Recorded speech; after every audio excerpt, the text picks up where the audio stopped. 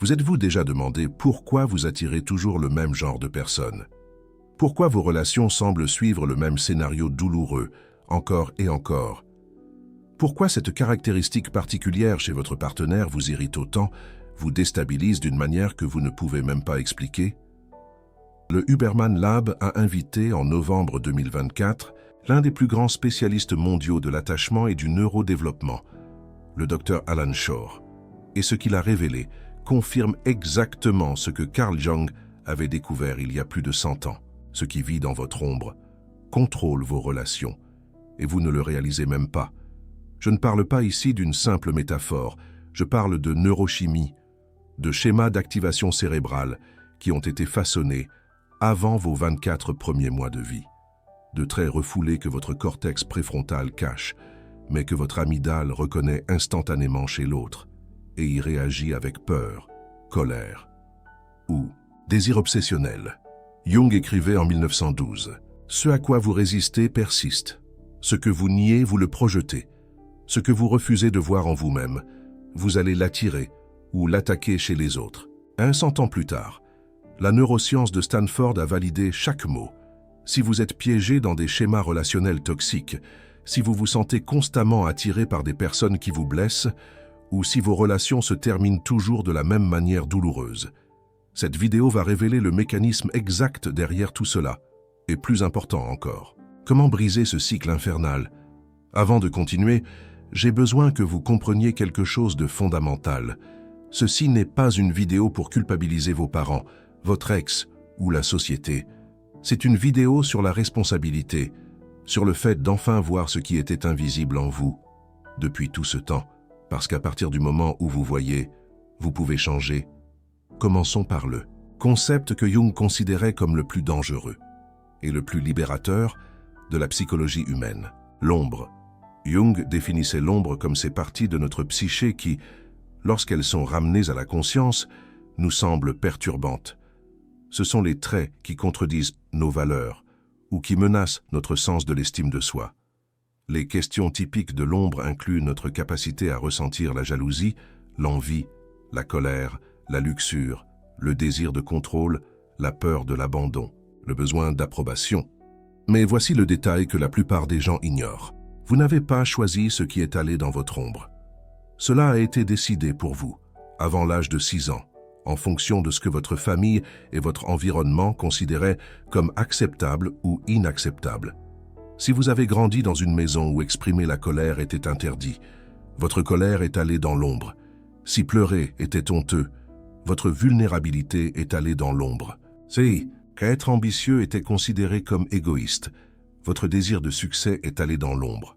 Le docteur James Hollis, psychanalyste jungien invité au Huberman Lab en mai 2024, a expliqué exactement comment cela fonctionne. La dynamique familiale, le traumatisme, les styles d'attachement combinés à nos dons uniques et à notre côté ombre nous propulsent sur des trajectoires particulières dans la vie. Des trajectoires qui parfois nous mènent là où nous voulons aller, mais qui d'autres fois nous mènent complètement sur la mauvaise voie. Maintenant vient la partie que peu sont prêts à entendre. L'ombre ne reste pas silencieuse juste parce que vous avez décidé de l'ignorer. Elle est autonome, elle a sa propre volonté, et elle va trouver un moyen de s'exprimer, que vous le vouliez ou non. Et la forme d'expression la plus courante de l'ombre, c'est à travers vos relations. Jung appelait cela la projection. Lorsque vous réprimez un trait en vous-même, vous commencez à le voir chez les autres avec une intensité disproportionnée. Si vous avez réprimé votre colère, vous allez attirer des personnes colériques et vous allez devenir obsédé par leur agressivité. Si vous avez réprimé votre peur de l'abandon, vous allez attirer des personnes émotionnellement indisponibles et vous allez désespérément essayer de les faire rester. Mais calmez-vous, parce que ce que Huberman a découvert à ce sujet va encore plus loin. Le docteur Alan Shore a révélé dans l'épisode de novembre 2024 que les schémas d'attachement sont formés dans les 24 premiers mois de la vie et qu'ils s'installent à travers une synchronisation cerveau droit à cerveau droit entre l'enfant et le soignant. La mère, explique Shore, est principalement responsable de la régulation des états émotionnels et physiologiques du bébé à travers la communication non verbale. expression faciale, ton de la voix, gestes. Cela signifie que votre cerveau a littéralement été façonné pour certains schémas relationnels, avant que vous n'ayez le moindre souvenir conscient, avant même que vous n'ayez le langage pour traiter ce qui se passait. Si votre mère était fréquemment anxieuse, votre cerveau s'est calibré sur l'anxiété comme état normal de la relation. Si elle était émotionnellement absente, votre cerveau a appris que l'amour signifie absence. Si elle était imprévisible, vous avez développé un radar hypersensible aux changements d'humeur chez les autres. Et voici la connexion avec Jung qui va vous épouster. Laissez-moi vous donner un exemple concret de la façon dont cela fonctionne en pratique. Imaginez une femme, Sophie, qui a grandi avec une mère émotionnellement froide.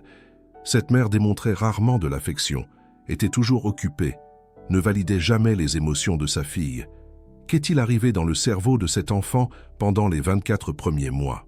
Son hémisphère droit a appris que l'amour signifie distance, que la connexion émotionnelle est dangereuse parce qu'elle mène au rejet, que montrer un besoin affectif est honteux parce qu'il n'a jamais été satisfait. Elle grandit, devient adulte et commence à fréquenter des hommes. Et qu'est-ce qui se passe? Elle attire systématiquement des hommes émotionnellement indisponibles. Et quand elle rencontre un homme véritablement disponible, elle ressent une anxiété inexplicable. Elle sent que quelque chose ne va pas, que c'est trop ennuyeux, qu'il manque une alchimie. Il ne manque pas d'alchimie. Ce qui manque, c'est le schéma d'attachement insécurisant auquel elle est accro, ce qu'elle appelle. L'alchimie est en réalité l'activation des mêmes circuits d'anxiété et de recherche désespérée qui ont été gravés dans son enfance. Et l'ombre, ici. Et c'est la partie d'elle qui a internalisé la froideur de sa mère, la partie qui est également émotionnellement indisponible, mais qu'elle projette sur les hommes qu'elle attire. Elle les critique pour être froids, sans réaliser qu'elle répète exactement le schéma de sa mère. Maintenant, imaginez l'autre côté. Un homme, Marc, qui a grandi avec un père colérique et imprévisible. Son hémisphère droit a appris que les relations sont des champs de mines, que vous devez constamment lire l'humeur de l'autre pour survivre, qu'exprimer vos besoins peut déclencher une explosion. Il grandit, devient adulte. Et qu'est-ce qui se passe? Il attire des femmes contrôlantes, et il devient le type agréable qui n'exprime jamais sa colère, n'impose jamais de limites, ne dit jamais non, jusqu'au jour où il explose, d'une manière qu'il ne reconnaît même pas. Son ombre contient toute la colère réprimée, toute l'agression qu'il a vue chez son père et qu'il a juré de ne jamais répéter.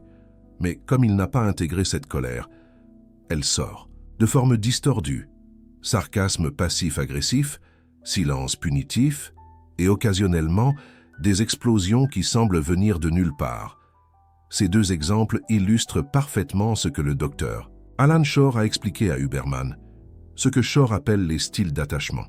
Jung l'appelait des complexes, des réseaux neuronaux spécifiques, qui se forment autour d'expériences émotionnelles intenses durant l'enfance et qui, ensuite, opèrent de manière autonome, hors du contrôle de l'ego conscient. Jung a écrit « Nous pouvons voir les tours malicieux des complexes, chaque fois qu'il y a des réactions exagérées, quand nous sommes pris d'une colère soudaine ou d'une tristesse inexplicable, quand nous nous engageons dans des schémas relationnels toxiques, quand nous expérimentons des symptômes courants d'anxiété et de dépression, bien que les complexes soient inconscients. Ils n'ont pas de relation avec l'ego. C'est pourquoi ils peuvent sembler, comme s'il y avait un corps étranger, tirant les ficelles et manipulant chacun de nos mouvements. Vous avez déjà ressenti ça? Comme si quelque chose en vous était en pilote automatique dans vos relations, comme si vous saviez que vous faites quelque chose de destructeur, mais que vous ne pouviez pas vous arrêter. Ce sont vos complexes qui opèrent. Ce sont les schémas d'attachement gravés dans votre hémisphère droit, avant l'âge de 2 ans. Et c'est l'ombre que vous n'avez jamais intégrée, se projetant sur votre partenaire. Gardez ça en tête, parce que ça va prendre tout son sens. Quand je vous révélerai le protocole d'intégration, maintenant, laissez-moi vous expliquer le mécanisme neurologique exact de comment cela se produit. Des études de neuroimagerie ont révélé que, lorsque nous voyons des visages de personnes d'un milieu différent du nôtre, cela active fréquemment l'amygdale, plus que de voir des personnes du même groupe. L'amygdale joue un rôle important, tant dans nos peurs légitimes que dans nos biais inconscients. Mais voici le détail crucial. Ce même mécanisme s'applique aux traits de personnalité que nous réprimons en nous-mêmes. Quand vous rencontrez quelqu'un qui exprime ouvertement un trait que vous avez réprimé, votre amygdale envoie un signal d'alarme. Votre cortex préfrontal, responsable du traitement social, peut évaluer et étiqueter les personnes hors de votre conscience. Ces décisions sont prises au niveau subconscient, avant que vous ne vous engagiez dans un traitement plus conscient et contrôlé. En d'autres termes, vous décidez que vous détestez ou aimez quelqu'un, avant de consciemment penser à ça. Et cette décision est basée sur ce que la personne reflète de votre propre ombre. Quand deux personnes entrent dans une relation, leurs ombres interagissent inévitablement, expliquent les chercheurs jungiens. Cela peut se manifester comme des luttes de pouvoir, des discussions récurrentes, des sentiments d'être incompris, ou une sensation d'être constamment provoqué par le partenaire. Mais voici le revirement, que Jung considérait comme la clé pour des relations saines. Ces conflits, bien que douloureux, sont en réalité des opportunités de croissance.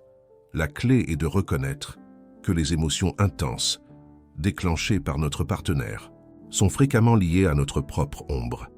Au lieu de blâmer le partenaire, la psychologie jungienne nous encourage à regarder à l'intérieur et à demander « Qu'est-ce que cette situation active en moi? Quelle partie de moi-même suis-je en train de voir refléter dans le comportement de mon partenaire ?» Si vous avez senti un clic maintenant, si quelque chose a pris un sens, d'une manière que ça n'avait jamais fait avant, prêtez attention, parce que ce que je vais vous révéler sur le protocole d'intégration peut littéralement transformer toutes vos relations. Mais d'abord, je dois vous parler de ce que Huberman a découvert, sur la possibilité de changer ces schémas pendant des années. La science a cru que les styles d'attachement étaient fixes, que ce qui avait été gravé dans les 24 premiers mois était permanent. Mais le docteur Alan Shore a apporté une révélation cruciale. Les relations thérapeutiques peuvent aider les individus à reconnecter des schémas d'attachement précoces, en créant de nouvelles expériences de synchronisation cerveau droit à cerveau droit. Cela signifie que vous n'êtes pas condamné à répéter les schémas de votre enfance. Votre cerveau est neuroplastique. Il peut changer. Mais pour changer, vous devez d'abord voir ce qui était invisible. Les recherches de neuroplasticité montrent que différentes expériences de court et long terme peuvent changer la structure du cerveau. Des attitudes sociales et des attentes comme les stéréotypes peuvent changer comment le cerveau traite l'information. Cela signifie que nos biais inconscients ne sont pas gravés permanentement en nous. Alors, comment commencez-vous à intégrer l'ombre et à libérer vos relations? Avant de vous donner le protocole, je dois vous alerter sur quelque chose de crucial. Beaucoup de personnes essaient de travailler l'ombre de manière erronée. Elles identifient un trait sombre et essaient de l'éliminer. Elles essaient d'être moins jalouses, moins contrôlantes, moins nécessiteuses. Ça ne fonctionne jamais. Jung était très clair sur ça. L'ombre ne peut pas être détruite.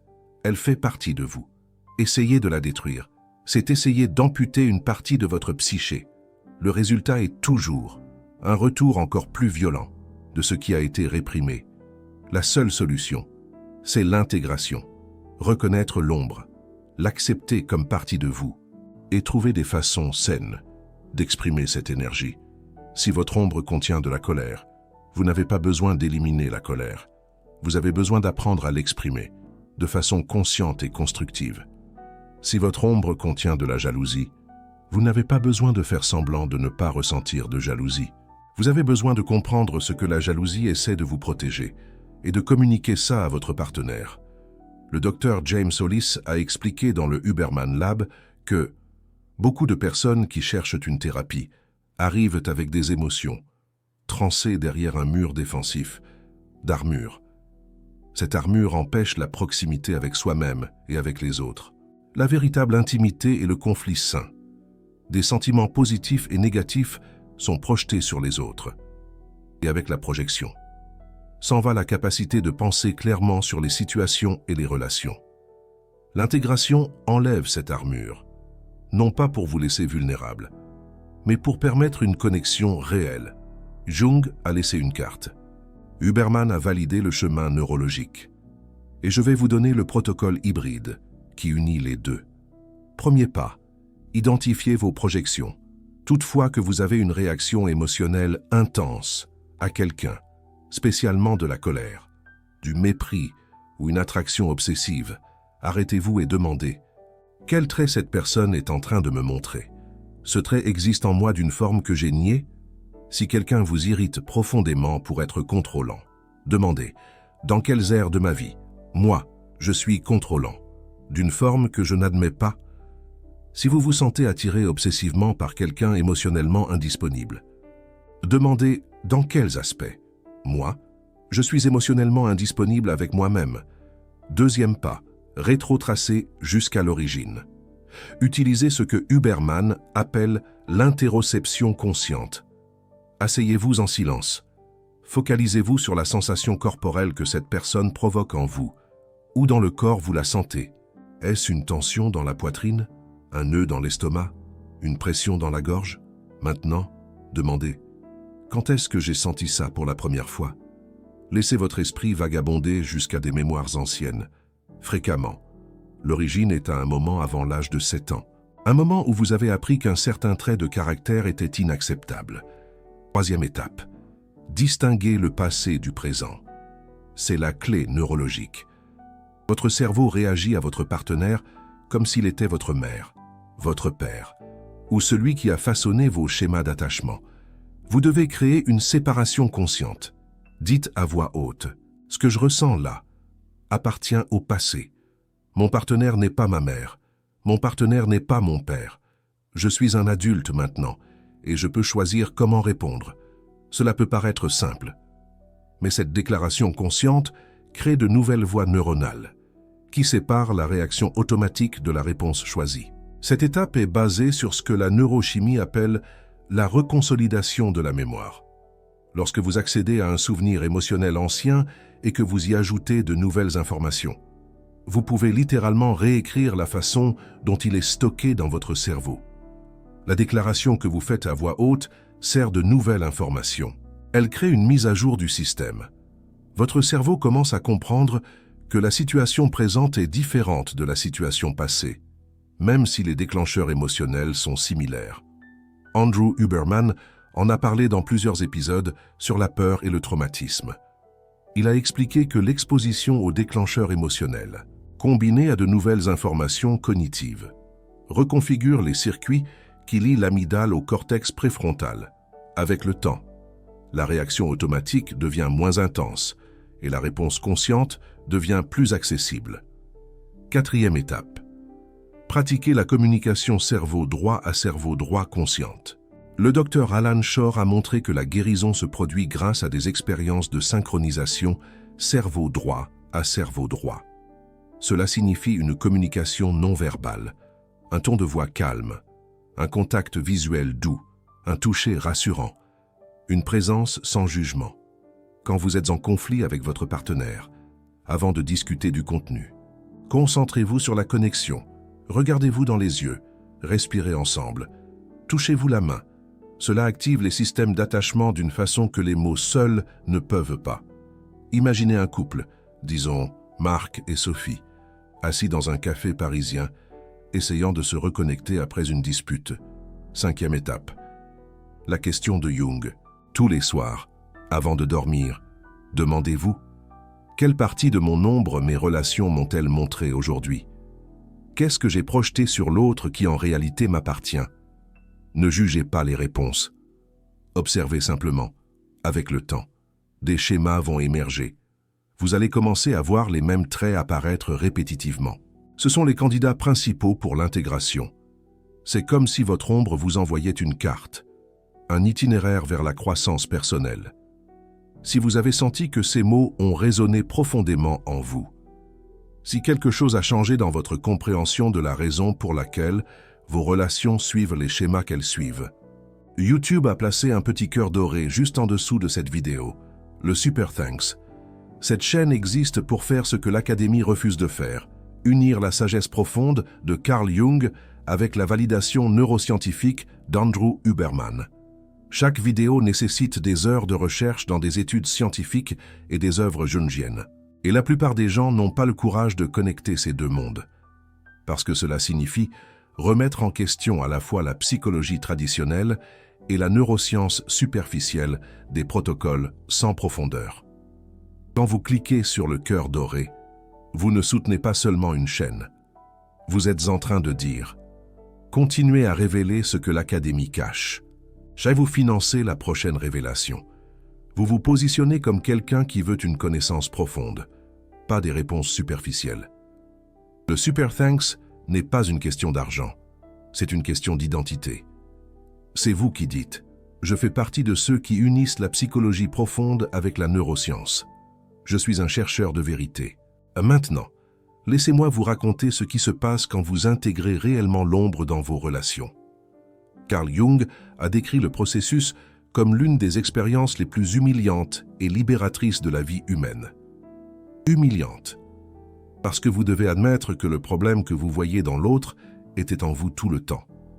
Libératrice, parce que vous arrêtez enfin d'être l'otage de schémas que vous ne saviez même pas que vous aviez. Il est impossible d'arrêter de projeter complètement, expliquent les spécialistes, parce que la psyché est vivante, et conformément à notre attitude consciente qui change, l'inconscient réagit. Mais nous pouvons créer une relation saine avec nos projections, en les comprenant comme un message de l'inconscient. La clé est de traiter chaque irritation dans la relation comme une invitation, chaque conflit comme un miroir, chaque réaction intense comme une carte pour des parties de vous qui ont besoin d'attention. C'est comme si votre inconscient vous disait « Regarde ici, il y a quelque chose que tu dois voir en toi. » Retirer les projections requiert d'assumer la responsabilité et de réaliser comment nous agissons souvent exactement de la même façon que nous condamnons. Cela mène à une différenciation morale. Vous arrêtez de diviser le monde en nous les gentils et eux les méchants. Vous commencez à voir l'humanité complète, avec la lumière et l'ombre, en vous-même et chez les autres. Et cela change tout dans vos relations. Vous arrêtez de chercher le partenaire parfait qui va vous compléter. Vous commencez à travailler à vous compléter vous-même. Vous arrêtez de fuir les personnes qui vous mettent au défi. Vous commencez à voir le défi comme une opportunité de croissance. Laissez-moi vous raconter ce qui se passe neurologiquement quand vous intégrez l'ombre. Des études de neuroimagerie montrent que la connexion entre l'amygdale et le cortex préfrontal change pendant le processus de régulation émotionnelle. Quand vous pratiquez la réappréciation, ce que Jung appelait l'intégration, il y a une connectivité convergente entre l'amygdale et le cortex préfrontal ventrolatéral gauche. Qu'est-ce que cela signifie en termes pratiques? Votre amygdale arrête de déclencher des signaux d'alarme chaque fois que vous rencontrez quelqu'un qui reflète votre ombre, au lieu de réagir automatiquement avec la peur, la colère ou le désir obsessionnel. Votre cortex préfrontal peut intervenir. Vous gagnez une fraction de seconde de choix entre le stimulus et la réponse. Cette fraction de seconde est tout. C'est la différence entre exploser avec votre partenaire et faire une pause pour demander ce qui se passe réellement. C'est la différence entre entrer dans une nouvelle relation toxique et reconnaître le schéma avant de s'impliquer. C'est la différence entre répéter l'histoire de vos parents et écrire une histoire nouvelle. Andrew Huberman parle beaucoup de cet écart entre stimulus et réponse. Il l'appelle le contrôle exécutif. Carl Jung l'appelait la fonction transcendante. C'est le moment où le moi conscient peut observer le complexe en action au lieu d'être possédé par lui. Mais voici le détail que peu comprennent. Cet écart n'apparaît pas magiquement. Il est construit à travers une pratique délibérée. Et la pratique la plus efficace est justement d'utiliser vos relations comme des miroirs. Le docteur James Hollis l'a résumé ainsi au Huberman Lab. La vie véritable commence quand vous assumez la responsabilité de votre ombre, quand vous arrêtez de blâmer les autres pour ce qui en réalité vous appartient, quand vous intégrez ce qui était désintégré. Alors seulement vos relations peuvent être basées sur l'amour réel, pas sur la projection et le besoin. Je sais que beaucoup de ce que j'ai dit ici peut avoir activé quelque chose en vous, peut avoir ramené à l'esprit des relations spécifiques, des personnes spécifiques, des douleurs spécifiques. Peut-être que cette explication vous a fait penser à Chloé et Pierre, un couple que vous connaissez, et qui se débat avec des schémas similaires. C'est l'ombre qui répond. C'est l'inconscient qui reconnaît la vérité. La question maintenant est, qu'allez-vous en faire? Vous pouvez fermer cette vidéo et continuer à vivre en pilotage automatique. Vous pouvez continuer à attirer les mêmes schémas relationnels toxiques, répéter les mêmes conflits, blâmer les mêmes personnes. Ou vous pouvez commencer aujourd'hui. Vous pouvez prendre un carnet et écrire. Quels sont les traits de caractère qui m'irritent le plus chez les autres? Et ensuite, vous demandez avec une honnêteté brutale. De quelle manière est-ce que je possède ces mêmes traits? Laissez-moi vous donner un exercice pratique qui combine les enseignements de Carl Jung et les découvertes d'Andrew Huberman. Ce soir, avant de dormir, pensez à la relation la plus douloureuse de votre vie.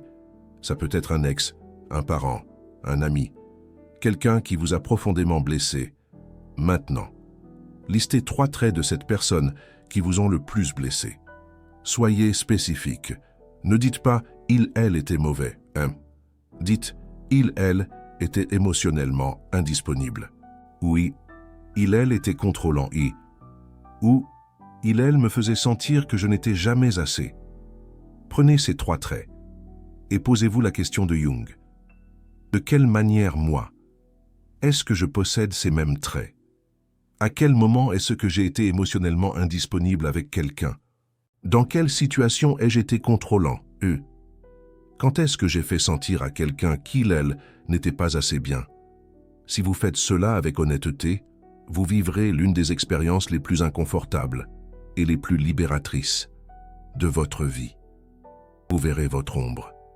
Vous comprendrez pourquoi vous avez attiré cette personne. Et vous aurez le pouvoir de choisir différemment la prochaine fois. La partie Huberman entre en jeu au moment de traiter ce qui a émergé. Après avoir fait cet exercice mental, pratiquez un exercice de respiration pour calmer votre système nerveux. Soupir physiologique. 2 inspirations courtes par le nez, suivies d'une expiration longue par la bouche. Répétez cela 4 ou 5 fois. Cela permettra à votre cortex préfrontal de traiter ce que votre amygdale ressent. Cela vous évitera d'entrer en mode défense et de rejeter ce que vous avez découvert. Cela créera l'état neuronal idéal pour l'intégration. Jung a dit que tant que vous ne rendrez pas l'inconscient conscient, il dirigera votre vie. Et vous appellerez cela le destin. Huberman a montré que votre cerveau peut changer à n'importe quel âge, si vous créez les expériences adéquates. Vos relations ne sont pas le destin, ce sont des reflets, et vous avez le pouvoir de changer ce qui est reflété.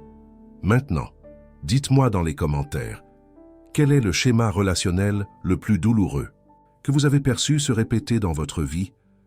Et après avoir regardé cette vidéo, voyez-vous quel trait de votre ombre pourrait être à l'origine de ce schéma? N'ayez pas peur d'être vulnérable. Les autres qui sont engagés dans ce cheminement se reconnaîtront dans vos mots. Et cette reconnaissance crée une communauté, crée une guérison. Jung a cartographié l'ombre. Huberman a validé la neurochimie. Maintenant, vous avez la carte et la boussole. Je veux vous laisser avec une dernière réflexion. Chaque relation dans votre vie a été parfaite. Pas au sens d'être facile ou heureuse, mais au sens d'être exactement le miroir dont vous aviez besoin à ce moment-là.